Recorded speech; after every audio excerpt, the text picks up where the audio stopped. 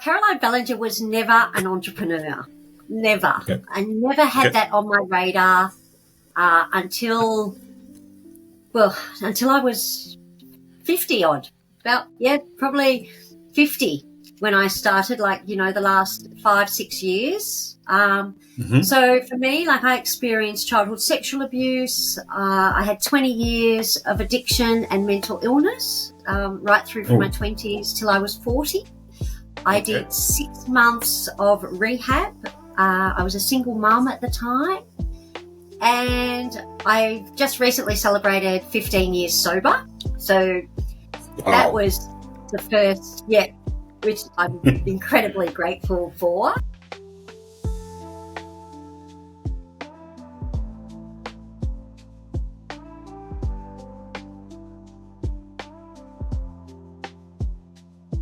Welcome to the Unlocked Potential, where we dive deep into the journey of those who are reshaping the world of entrepreneurship. I'm your host, Kevin Raphael. Today, I'm really thrilled to have Caroline Bellenger with us. Caroline is, let me take a break. She is the queen of positivity, a life success coach, an inspiration speaker, an author, wellness warrior, national athlete as well. And if that wasn't enough, she's also the founder of Be the Impossible, as well. She also has a wealth of experience in creating positive workplaces. Caroline, thank you for taking some of your precious time to be with us today. How are you doing? I'm very well, thank you, Kevin. Excited to be here. And yes, as a true entrepreneur, I have a lot of titles. I think that's a sign of an entrepreneur, isn't it? Yes. As if my introduction wasn't enough about you, Caroline, could you give us a brief description of who's Caroline Bellenger? Yes. So Caroline Bellenger was never an entrepreneur. Never. Okay. I never had that on my radar until I was 50 odd. Probably 50 when I started, the last 5-6 years. So for me, I experienced childhood sexual abuse. I had 20 years of addiction and mental illness, right through from my 20s till I was 40. I did 6 months of rehab. I was a single mum at the time, and I just recently celebrated 15 years sober. So that was the first, which I'm incredibly grateful for. In my sober journey, I was working in corporate. I went back to uni, did my degree, did my honours. I was working, had a fabulous job, but I wasn't happy. There was something missing in that corporate world, and it got a bit toxic. And then I came across an entrepreneur in Australia called Aaron Sansoni. Okay. So he's a global entrepreneur. And from that day forward, I quit my corporate job, started my gym. I had a gym for a while, and then I've gone on to do all these other things that you mentioned in the list. So that was when my entrepreneur journey started. Okay. Yeah. All right. So, wow. So basically what inspired you is the entrepreneur that you met a few years ago. Yeah. Yes. Okay. So you never had that never had that thought ever in your life? No, because I think I grew up in the generation where entrepreneurs were actually negative. An entrepreneur was someone who just didn't have a job and lots of ideas. Okay. So I guess there's been a shift in that whole entrepreneur mindset, in the last 10 years, I would say. Okay. So I think I never fit into corporate world or business world because I dislike bureaucracy. I'm always full of ideas. I love change.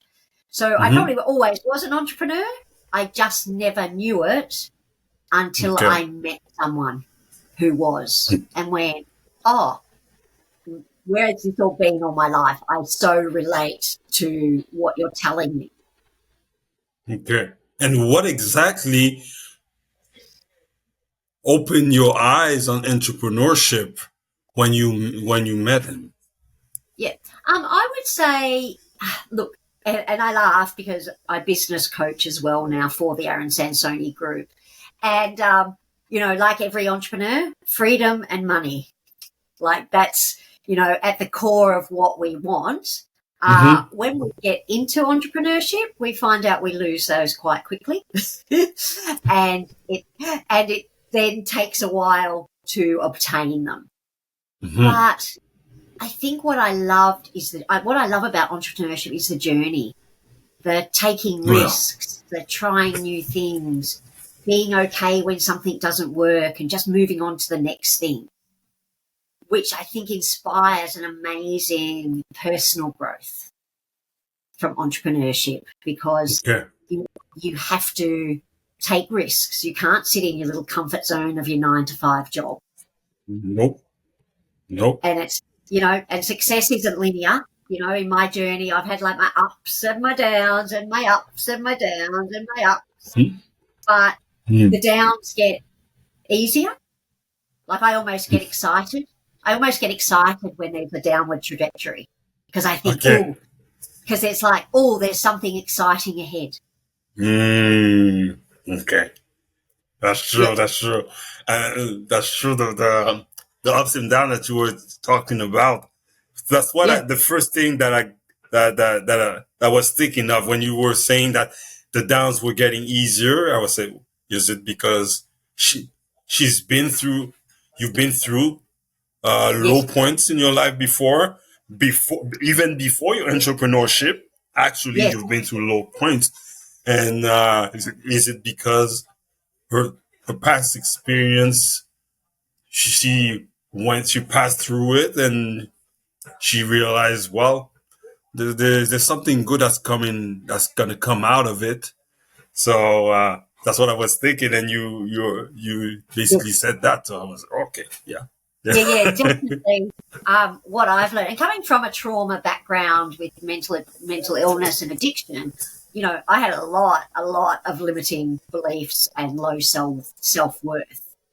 Okay. So what I definitely recognize now, and what I love inspiring other people, is to work on those core things, because once you understand those and you can manage those, then life changes.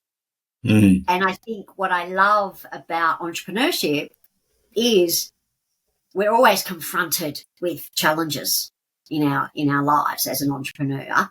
So it just gives us so many opportunities to just get better at handling them. And that excites. And I've seen the result of every time, hindsight. We always say hindsight is a fabulous thing, because I can look back and recognize that every time something, what I saw at the time as challenging or negative, ended up getting me into a better place because I pushed through it. Okay. Nice. Yeah. There's something that you said earlier that I wanted to bring back, but I just lost it. Okay, that's okay. I'll come back later. That's okay. Okay, yeah, I'll come back later. So based on what I'm seeing, you've been through a lot of challenges. You mentioned your mental illness. You also had addictions as well. So when you started your entrepreneur journey, that's it. That's what I wanted. I remembered. You mentioned that already when you were in the businesses, in corporate, you had a lot of ideas. And when you started your entrepreneur journey, were you able to go through the ideas that didn't work because you were having more ideas? How were you able to go through those first ideas that might not brought the result that you were looking for? How were you able to manage that in the beginning? So at the beginning, So at the beginning, I had like a small gym, and so I also, COVID hit, and at the time of my entrepreneur, so I just left my corporate, built my gym up. COVID hit, but I also recognised in the gym industry that because I went into the gym because of my own mental health, and I'm a big believer in exercise for a mental health and well-being. Okay. But when I got to that fitness industry, I realised there were diets and there were shreds and there were supplements and there was a lot of what I would call unhealthy behaviours in the fitness industry. Okay. So I also found that I was already life coaching because I was more interested in my clients' relationships, their jobs, their life than I was in counting how many sit-ups they did. And I think it had more impact. Working on that, talking to them about that had more impact in their life than 20 or 25 sit-ups. But I think what happens is organically, I found when I try things, it's not that they don't work. It's that it just gets me closer to where I'm meant to be. Oh. So it's like I'll try that because I've got an idea. And then I'll go along. I'll always learn something from, and that's it. Like for me, every experience is learning. And I've also had some decisions that have gone incredibly pear-shaped, and ended up very stressful, financial losses and all of that. But I can still look at those and go, I learned a lot. I learned a lot from those. Mm-hmm. So, to me, it just makes you stronger. I have to be very careful in saying that, of not having two ideas and just getting focused on, one or two or three at the time. Because one of my lessons has been 100 shiny objects is not necessarily a great idea. Yeah. Yeah. That's true. That's true. Because often I get so many ideas and I want to act on them right away. And I'm a task-oriented kind of guy. Yeah. But when there's too many ideas, I feel like I'm not putting my everything into those ideas because I'm split my attention, my energy in different directions. Yeah. So that's why you're right when you say that, because too many ideas, it's kind of not having any ideas at all because you're not giving your all and you're splitting your energy and your focus and your attention in so many different directions. Yeah. So I think it's really important to then prioritize. So I sort of when I have an idea, I run it through my own checklist of, who's it going to help? Will I make money from it? Is it needed? Is it solving a problem? Who's going to buy it? And so I try and do a little bit more research. And again, it depends on, if some of my businesses are running without me and I'm getting money from that, I've got more time to put into my other businesses or ideas. But they need to be running. And I always say to my clients, get your cash cow going first. Put all your energy into the one that's going to bring you and generate income so that then you can go off and have more ideas. And it doesn't matter if they don't work because you're not as reliant on them. And again, I would say from a mindset point of view, when you're not as reliant or desperate for something to work, it tends to work better. Yeah. Yeah. Yeah. And people, in some kind of way, people that you're trying to sell your idea to feel it as well, that you're desperate. Yes. So, yes, it's good to have motivation. You want your idea to succeed, but if you're too desperate, people are going to feel it. So, absolutely. That's true when you say that. That's true. Yeah. And I think too, what I've learned with ideas and things is I'm really quick. What I've learned now is I'm quick to go, okay, that didn't work. Whereas previously, when I first started my journey, I probably would have held on to things. And that would have been around fear of failure, all those mindset things about, oh, my God, what are people going to think if I've started this and it's not successful? So, maybe pushing like a dead horse up a hill just because of what other people might think. Whereas now I'm a bit more, I can gauge earlier whether it's going to work or not. And if I think, no, it's not, then I'll just pull it and go on to something else. Take the lessons from that and move. Okay. I have a question regarding that. How are you able to, you said that you gauge it kind of as you go to see if it's going to work or not. How are you able to gauge whether it will be worth it to continue a little bit further, a little bit more to see the end result? And when you say, you know what, not for now, how are you able to manage it?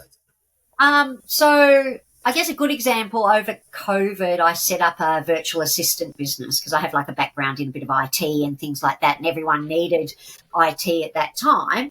So I started, a couple of my clients just needed a VA. So I thought, I'll just start up a business and do it that way.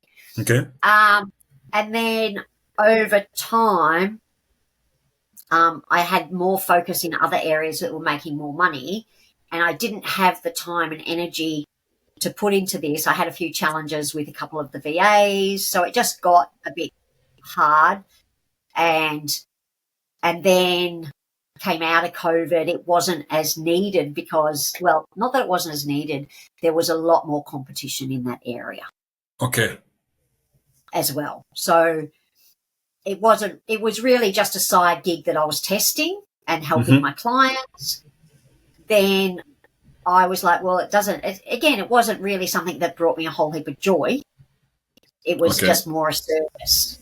So, yeah, when it became, and that's what I say, like when something becomes a hobby, when you're not making enough money out of it, it becomes a hobby. Okay. And because, like I said, there was an explosion then of VA services, it would have actually cost me a lot of money in marketing to then generate the leads needed to keep that business going. And at the time, I would rather put the money into my life coaching business and marketing that because it was more profitable that way. Okay. Yeah. So your coaching business was your cash cow, as you mentioned earlier. Yeah. So you realized that it was more worth it to invest more into that than into the VA. Yes. Okay. Yeah. Good. Yeah. So you mentioned that your gym was your first major breakthrough in entrepreneurship. How did that breakthrough impacted your business and your personal growth? Oh, look, so I actually set the gym up a year while I was still working in corporate. I'd opened my gym, had no real business knowledge, set it all up myself. I mean, look, obviously I did a lot of management and operations in my corporate, so I understood the mechanics of running the business. I just didn't have the sales side. At the time when I met my mentor, I was very much, you couldn't pay me $1 million to be a salesperson. I thought sales was sleazy, unethical, icky. So henceforth, I wasn't making a lot of money in my gym at the time because I wasn't doing all the things to generate an income. So once I met my mentor, the first thing I had to do was shift my mindset around sales and realize, it was really good. So how I position it now is more, my obligation to serve people. I knew my gym was good. I knew what I did helped people's lives. I knew it was something they needed, something that benefited them. So when I tapped into that's the reason I'm selling them a membership, life changed. around selling things. And now, look, I'm completely comfortable with sales and all of that. And, and it's a skill as well. I've done a lot of training in sales and everything like that. So definitely a skill you learn to give you confidence, but you need to have the right mind. It's like everything I say, everything we do, your mindset is going to be the defining factor of your success. Yes. You know what? When you were saying that you didn't like sales, for me, I remember I was always picturing this stereotypical image of someone who wants to sell something to anybody, even if it doesn't serve them. That talks really fast and wants to screw everyone as long as they get their sale, they're happy. Yes. But you're right. When I start my entrepreneur journey as well, the fact of switching the mindset that you said, that you're not selling a product to people, you're serving them something that they need. Yes. So you are here to help them on something that they need. So when I shift my mindset on that, okay.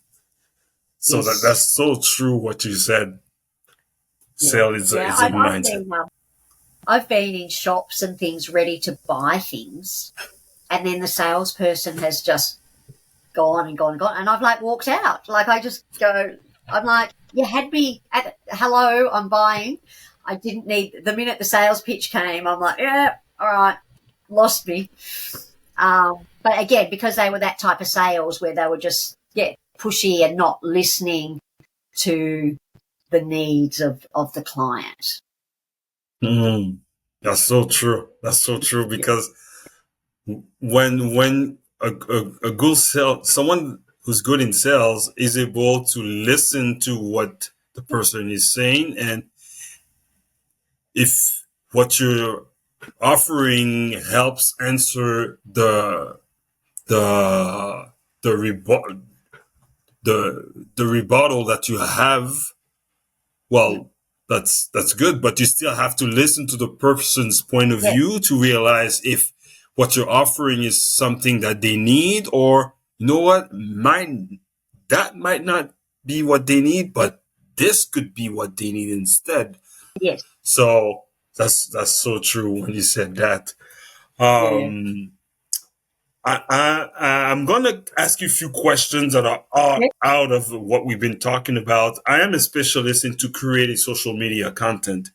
And is there something or an example an idea that you had that you applied on social media, on your social media content that really helped your business? Yes. When I first found out that I had to do social media, I was like, oh my God, I would rather eat broken glass. But anyway,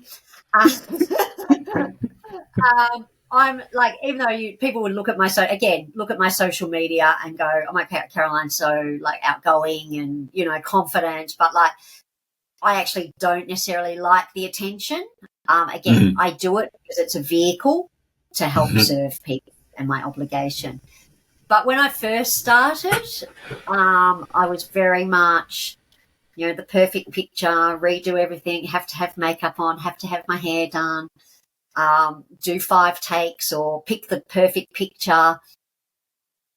What I've learned since then is just grab your phone and talk and be yourself. People want to buy from people and people want to hear from people. And again, I'm not the right person for some people. We all have haters and all that, and that's great. I always go, that's awesome that you don't like me because I don't feel that my product is what you need. So winning on both accounts. But by being yourself, you will attract the right people. And even, I'm more a service-based business, so it's easier in that context because people are essentially buying me. But even in product-based services, people still want to buy from people. Yes. And they love your story. They love who you are. That's how you connect. So, yeah, my two things that I've learned is consistency. Just keep consistent. You've got to post regularly. You've got to post all the time in this day and age. You know, there's a lot of noise out there and you need to be consistent. And don't try and be anyone else. Just be authentically yourself, and the right people will be attracted to that. That is so true. So true. Yes, because you're so right. I remember in the beginning when I was starting publishing on social media, you said you mentioned you take 5 takes, your outfit and everything. But I noticed that the one that had the most engagement were the posts that I had most engagement were the one that I was real, that I was sometimes that I am not improvised, but I was just being real and just to share what I was going through and different tests that I was doing that actually didn't work. All of that. Those were the lives of posts that actually had more success. So you're so right when you say being authentic is so important, because there's so many people that you at the beginning they flash a lot because they have cars, they have nice places, nice clothes, and then you realize that it's not actually their car, it's not actually their house, it's not, they're renting stuff just to record videos. And yes, they might have a peak in the beginning, but at some point it's not real, so they lose interest, they lose interaction. So that's so true. That's so true what you said regarding that. Now for my next question, we're going completely in another direction. I'm curious. You mentioned that you've been through a lot of challenges personally and professionally.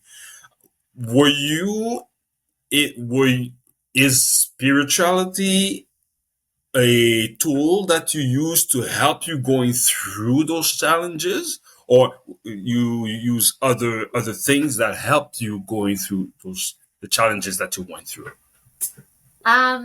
Yes. So interesting that. So I would say, and especially recent, like even more recently, I'm very much. I was born Catholic, so did the whole Catholic thing, Catholic school, and all that. And I still go to Christmas mass because I love the Christmas carols they sing. But other than that, I personally don't practice.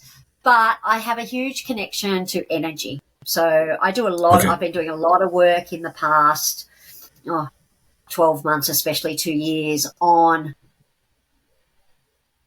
that energy and being in the right vibe, feeling good, doing things and feeling good. And so I do believe, I'm a big believer that the energy we put out is what we get back.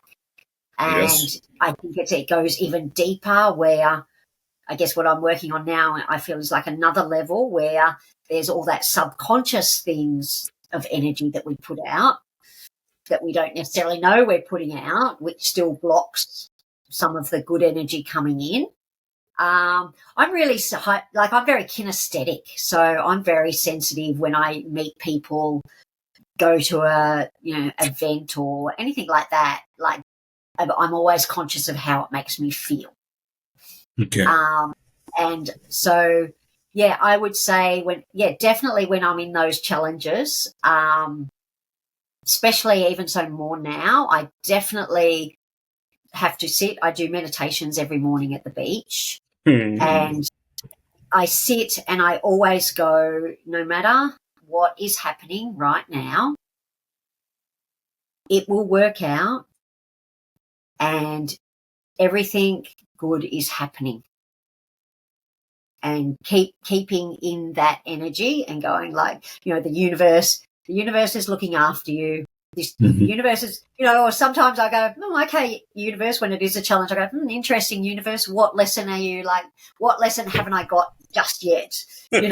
So, especially when it's the repeat pattern. And I go, I thought I solved this last time, but obviously you still want me to do a little bit more work on this one. What do I need to change? And take responsibility as well. I believe we create our world. And, yes, other people's behaviours can be terrible. Yes, other people can do horrible things, but ultimately how we react, even if we let them into our life, is, very much our choice. And there is so much freedom in being self-responsible. That's so true. I was always someone calm and patient until I get my daughter. It changes things. They're supposed to. Yes. Life changes when you get kids. Yes. That totally makes sense. And especially when they get into their teen years, that's another step into parenthood. Yes. And I always been someone strict, but now that she's older, I do have some reactions I have with her, but I also often I take a step back, say, was that really worth it to act like this? What do I need to learn from that? And if I realize that I did not react properly, I go back to her to listen. First of all, I want to apologize. I didn't react properly. There's no actual manual for being a parent, even though here in Canada, I remember when my wife gave birth to her, they gave us a thick book to help us start to have some knowledge, some information to start this thing as parenthood, even though we took classes and all of that. Yes. But which is good. It helps you a little bit, but there's no actual manual for that. But the thing is, like you said, being honest and realize when you're doing something wrong, not being afraid of realizing that you did something wrong and go to them and say, listen, I apologize. I did not have the right reaction. I notice it now. But what I decided to do is to kind of put the ball in her hand. Yes. I'm saying, okay, so obviously everything that your mom and I have been trying to help you doesn't work. So what do you think we should do whenever this occurs again? Yeah, and in the beginning, she used to say, well, whatever you decide to do. No. I'm not here to, I think I've been giving a lot of ideas, but it doesn't seem to work. Now, it goes both ways. So the ball is in your hand, is in your court. Yeah. What do you think we should do, or personally, what I should do when this happens again? Then I stop and listen. Yeah, I can totally relate to that. I was a single mum, and I was in addiction till my son. I went to rehab when my son was 7. But oh my God, like literally, without being biased, like the perfect child. I was the manic one. He's like super Mr. Calm. We have a little saying on that he was a little spirit, because I never wanted children, and that was all the addiction, the self-worth stuff. I thought I'd make the worst mother in the world, all of that. So I was 32 at the time, and we say he was a little spirit in the sky, And he looked down and he went, "Oh my God, that woman's so fucked. She needs help." and, and that's how we ended up. That's how he ended up as my son. And so look, and I credit him obviously with the reason I went to rehab. So every year I'm sober, I say thanks for saving my life. However, when he was younger and I was the manic one, he was very calm. And there was one time when I was on a little manic rant. I think he was about 11. And then I've said to him, and when you don't respond, it just makes me even crankier. To which he said to me, well, when you're in that mood, there's not really much point me responding. Mm-hmm. And I went, okay, all right. And that was a big takeaway from me from that moment on. In saying that, he was 11 then. From 15 to 17, we decided just not to talk to each other for 2 years. Oh, because okay. I was just like, the teenage years, I was just like, I'm done. I am out. You just go do your stuff and I'll pretend you don't exist. And you can do the same to me. Because otherwise it would have just been a war zone. He's 22 now. He came back to normal at about 18 because we have a really close relationship. About 18, I went, oh my God, we're friends again. And so we actually have competed for Australia in triathlon together. He has just moved back home at 22 because we've gone into business together. So we've just bought a business together. He's managing it. I'm just the boss. Okay. That's why I said, you work, I'm strategy. There you go. But yeah, I love that. I've always said with children, even from a young age, and even now, I'm like, your life, it's your life. I can give you advice on things that didn't work for me, but it's your life and you get to make the choices on how you live it. I would say that adulting is overrated, so have a lot of fun while you can. So I allow him. I'm pretty if you want to go and do stuff that's not too responsible at this age, I said, I suggest you do it now because you will lose those opportunities as you get older and, you have more relationships, kids, houses, work. So have fun as well and just do at the end of the day, just do whatever makes you happy. As long as you're not hurting anyone else, do whatever makes you happy. And I think I did that to everyone, even my clients, even my clients, I go, at the end of the day, do what makes you happy. Just because someone else has $1 million business or 6 businesses doesn't mean you have to have that. Find what makes you happy and follow that. Sure. That's true, because often we see people having success. We think that this is the template. This is what my life has to look like. And you realize even before you reach to that level, I'm not happy.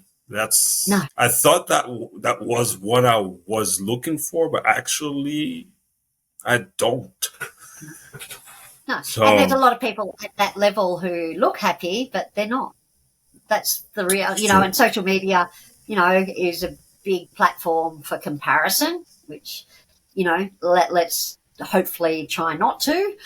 Because, I've coached people who would appear to have everything in life, but hasn't necessarily brought them happy because there's something, and I often say that around the purpose. What's their purpose in life? And I think if people haven't found their purpose, it doesn't really matter what you have external to you. There's always going to be a missing piece. That's true.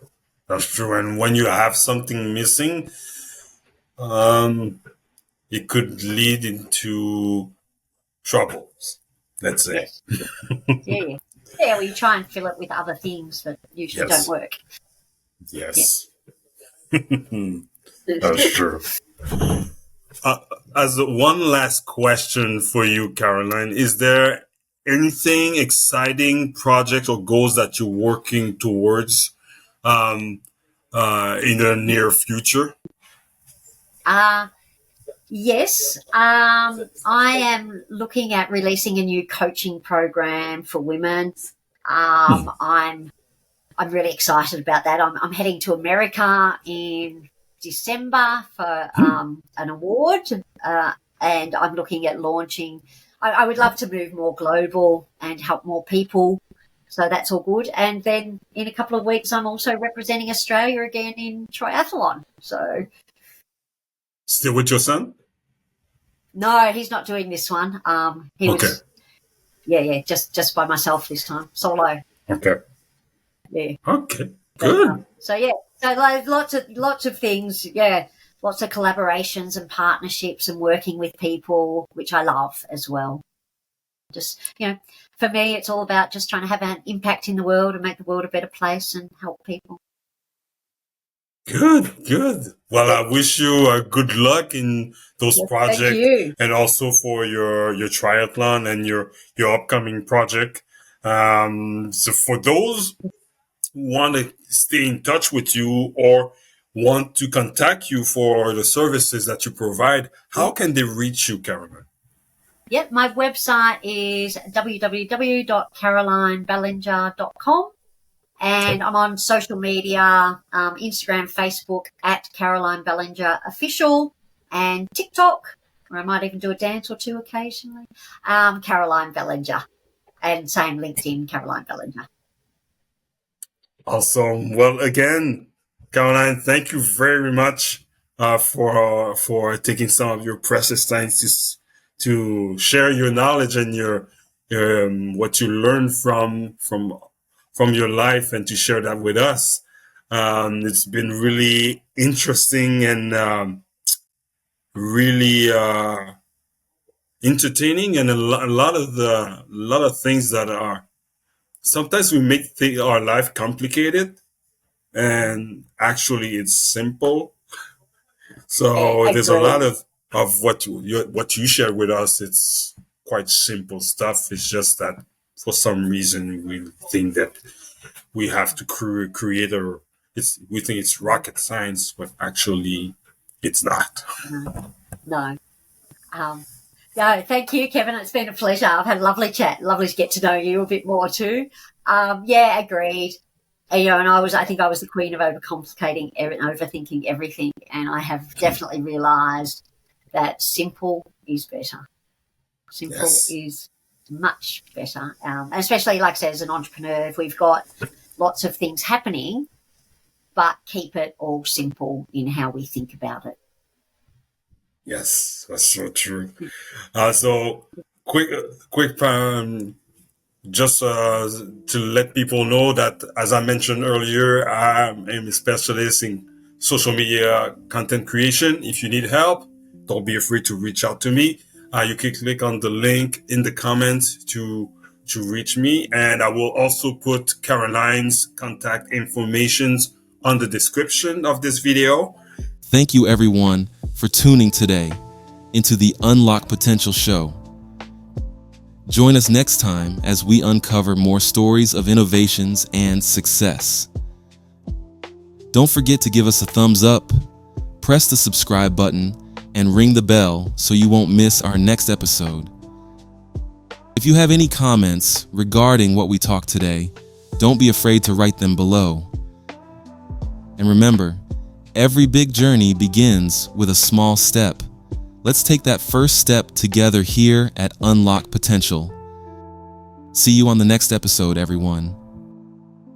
Brought to you by Wonder Studio and produced by Kevin Raphael.